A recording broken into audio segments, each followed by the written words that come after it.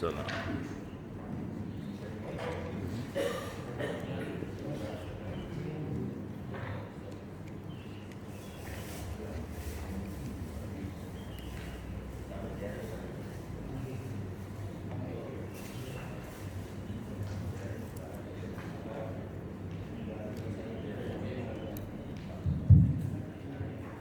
Assalamualaikum warahmatullahi wabarakatuh. Ibu-ibu, bapak jemaah yang dirahmati Allah, sebelum mulai taklim dari kita mulai dengan baca syahadat Sayyidul Istighfar sama Asmaul Husna. A'udzu billahi minasyaitonir rajim. Bismillahirrahmanirrahim. Asyhadu an la ilaha illallah wa asyhadu anna Muhammadar Rasulullah.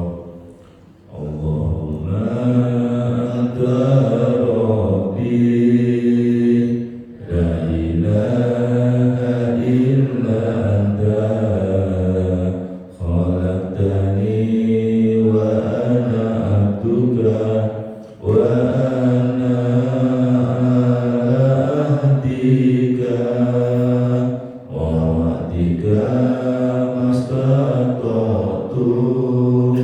A'udzu bika min syarri ma sana'tu. Aku laka bi ni'matika alayya wa aku bi dhanbi faghfir li fa innahu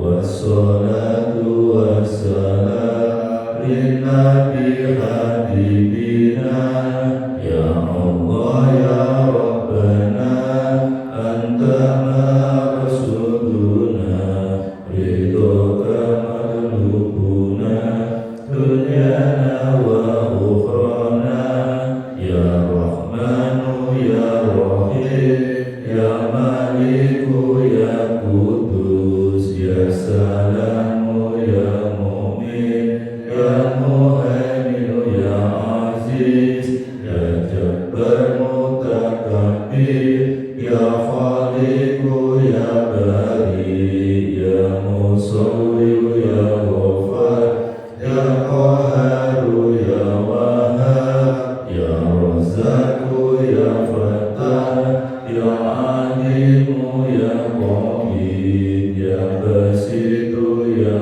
Khabir ya Rafi'u ya Mu'iz ya Mudillu ya Sami ya Basiru ya Hakam ya Adlu ya Latifu ya Khabiru ya Halimu ya Adimu ya Ghafur ya Syakuru ya Ali ya Kabiru ya Hafid ya Muqitu ya Hasib ya Jalilu ya Karim ya Ratibu ya Mujib ya Wasi'u ya Hakim ya Wadudu ya Majid ya Ba'isu ya Sahid ya Haqqu ya Wakilu ya Qawiyu ya Matin ya Waliyu ya Hamid ya Muqsi ya Mubdi'u ya Mu'itu ya Muhyi ya Mumitu ya Hayyu ya Qayyumu ya Wajid ya Majidu ya Wahid ya Ahadu ya Somad ya Qadir ya Muqtadir ya Muqaddim ya Muakhir ya Awwalu ya Akhir ya Qahiru ya Batin ya Wali Muta'ali ya Baru ya Tawwab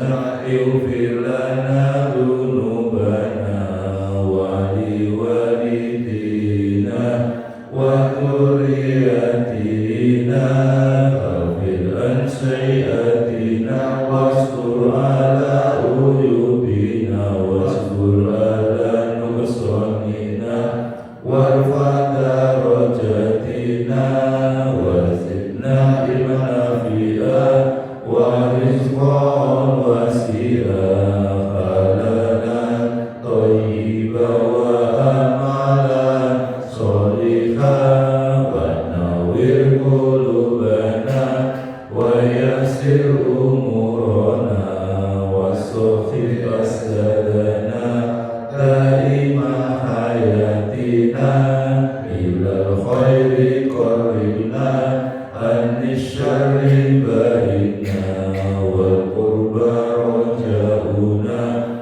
akhiran minal muna balil maqasidana wa dihawaijana walhamdulillahina alladhi hadana sholli wa sallim ala toha khalilir rahman wa alihi wa sahbihi ila akhir zaman. Al-Fatihah. A'udzu billahi minasy syaithanir rajim. Bismillahirrahmanirrahim. Alhamdulillahirabbil alamin arrahmanir rahim maliki yaumiddin. Iyyaka na'budu wa iyyaka nasta'in. Ihdinas siratal mustaqim. Siratal ladzina an'amta 'alaihim ghairil maghdubi 'alaihim waladdallin. Amin.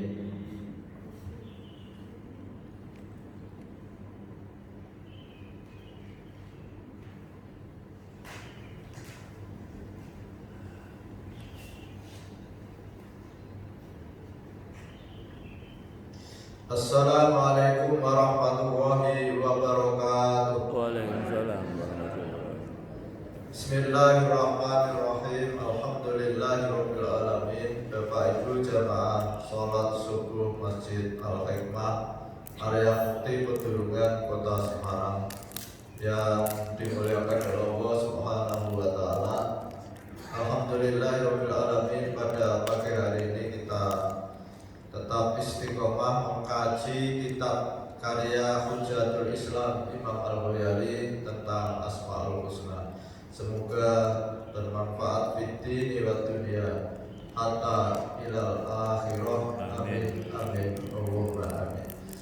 Bapak Ibu yang saya hormati, pada pagi hari ini kita akan mengkaji Asmaul Husna yang ke-43, yaitu Ar-Raqib, yang maha mengawasi. Allah Azza wa Jalla yang bersifat Ar-Raqib adalah Dia, Allah, yang maha mengawasi atau yang maha menyaksikan atau yang maha mengamati makhluknya dari waktu ke waktu, dari saat ke saat, yang tidak ada sesuatu makhluk pun yang tidak luput dari pengawasannya. Allah mengawasi, menyaksikan dan mengamati segala sesuatu dengan pandangannya, pendengarannya, serta dengan ilmunya. Seseorang yang berulang-ulang membaca, menyebut, memahami nama Allah Ar-Raqib, maka Allah akan memberikan kesadaran, kekuatan bahwa Dia akan mengetahui jiwanya yang rendah adalah musuhnya, yaitu hawa nafsu. Setan adalah musuhnya. Keduanya senantiasa mengambil kesempatan untuk mendorongnya menjadi orang yang lalai dan durhaka. Dengan demikian, dia menjadi orang yang waspada terhadap keduanya dengan memperhatikan tempat kediaman, tipuan, godaan, dan penyesatan mereka, sehingga dia dapat menghalangi keduanya dari penggunaan jalan masuk dan jalan keluar pada hatinya. Rasulullah Shallallahu Alaihi Wasallam bersabda, "Allah wa inna fil jasadi mudghatan, idza salahat salaha jasadu kullu, wa idza fasadat fasada jasadu kullu, ala wa hiya qalbu." Artinya, ingatlah, sesungguhnya di dalam jasad manusia itu terdapat segumpal daging yang apabila baik, baiklah semua jasadnya, dan apabila jelek, jeleklah seluruh jasadnya. Ketahuilah bahwa itu adalah hati. Hadis rawahu Bukhari dan Muslim.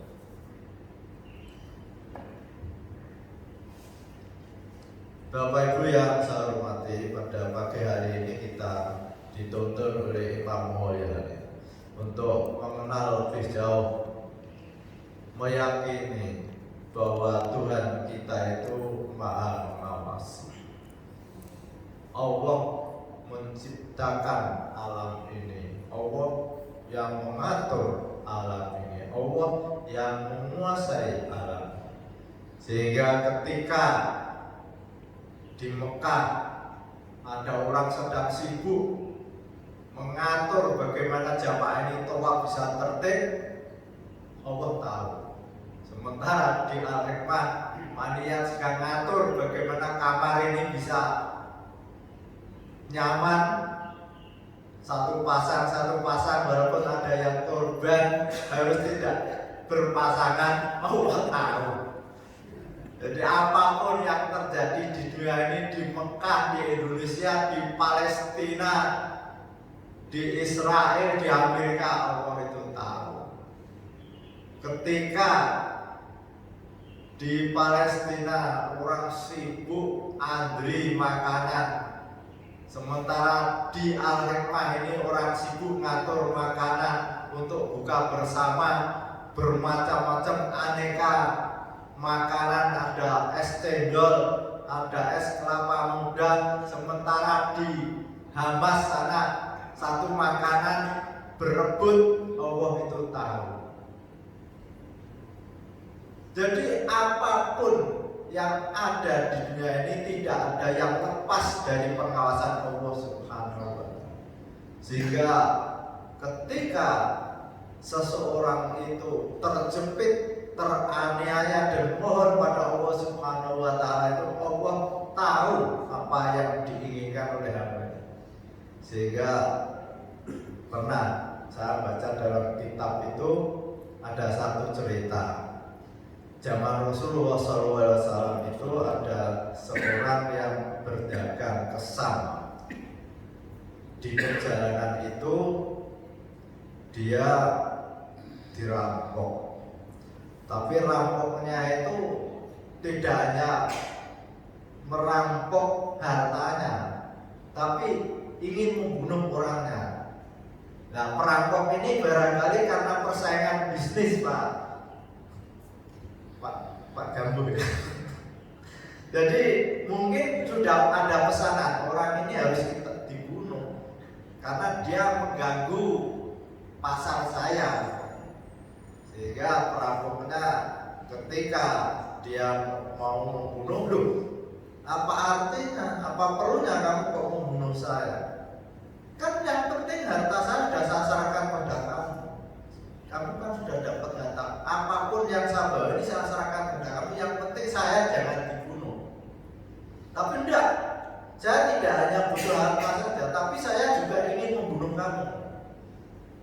Akhirnya orang itu dalam kitab yang saya baca itu, ya tidak apa-apa, kalau kamu memang menginginkan itu, saya minta waktu untuk sholat 2 rakaat.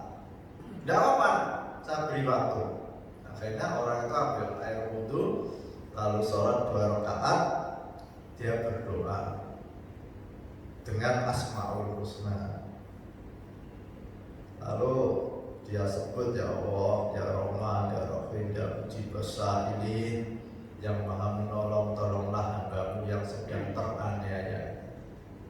Pada saat orang ini berdoa dengan Asmaul Husna, ya Allah, ya Rahman, ya Rahim, ya Mujibus Sa'ilin, ya mujibat da'wat, tolonglah hambamu yang sedang teraniaya dari orang yang dolim. Pertama itu di langit itu suaranya luar biasa itu, sehingga malaikat-malaikat yang di langit itu bingung, ini ada apa ini kok sampai biasanya tenang kok sampai ramai.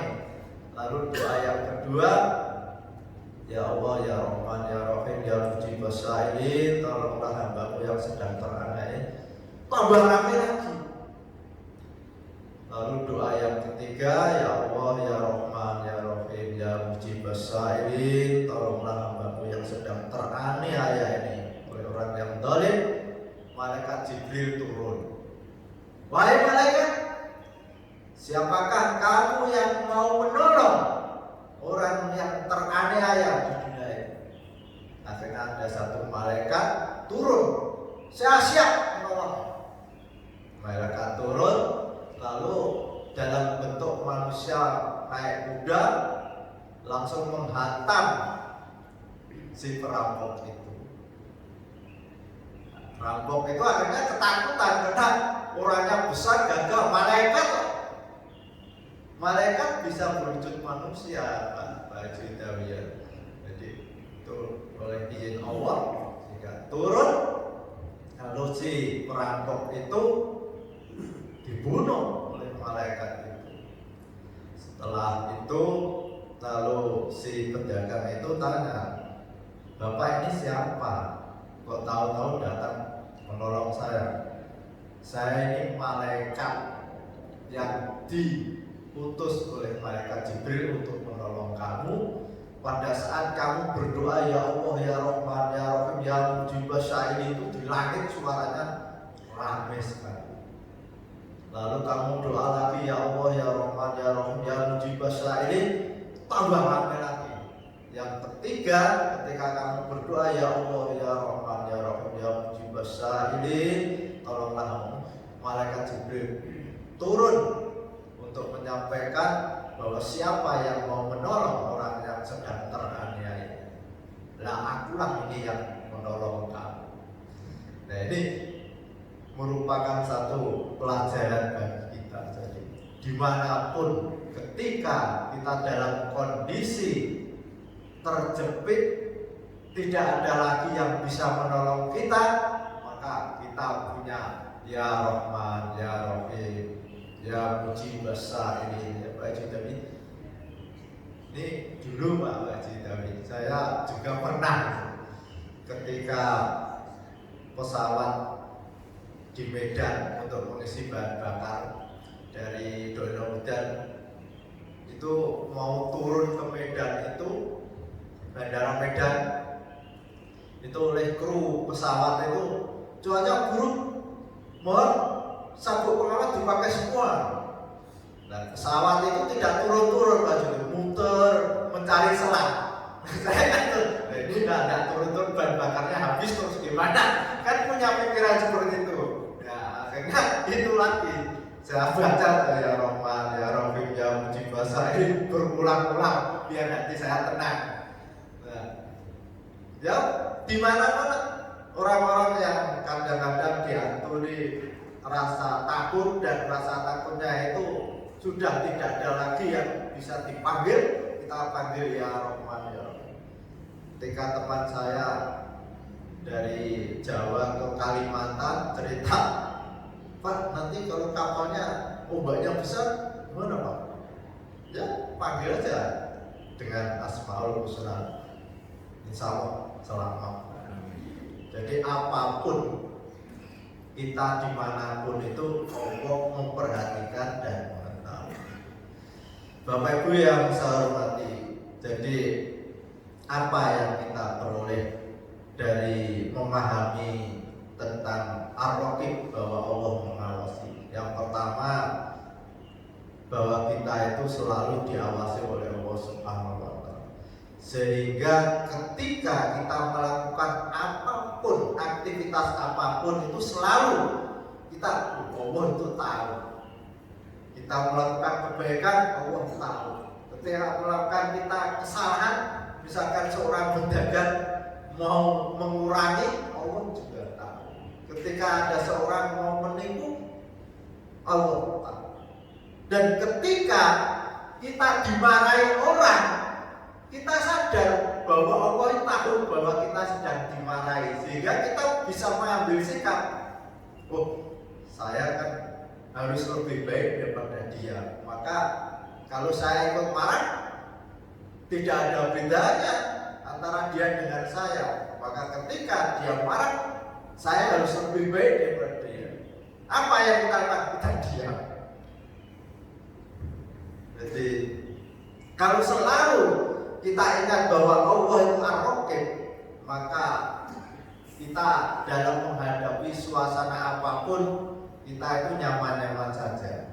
Kita dimaki-maki orang maka boleh aman, kita tahu Allah itu tahu kalau saya sedang dimaki-maki orang, kalau saya sedang dimarahi orang, maka kita prinsipkan kita harus lebih baik daripada orang lain. Kalau ketika ada orang marah kita ikut marah, tidak ada bedanya Pak Judawi. Nah, agar beda maka kita harus membedakan. Jadi kalau kita ingin beda, kita harus membedakan dengan orang lain. Yang terakhir oleh Rasulullah SAW ini bisa kita jadikan pegangan fil jasadi mulk. Jadi di dalam diri manusia itu ada segumpal daging. Nah, segumpal daging ini bukan yang bersifat jasmani. Segumpal daging ini adalah segumpal daging yang bersifat rohani. Kalau segumpal daging yang bersifat jasmani, kerbau pun punya Pak Marida. Hati itu kerbau punya hati secara jasmani. Setiap hewan itu ada hatinya. Tapi hati di sini adalah hati yang rohani, yang ruhani, yang rohani. Sehingga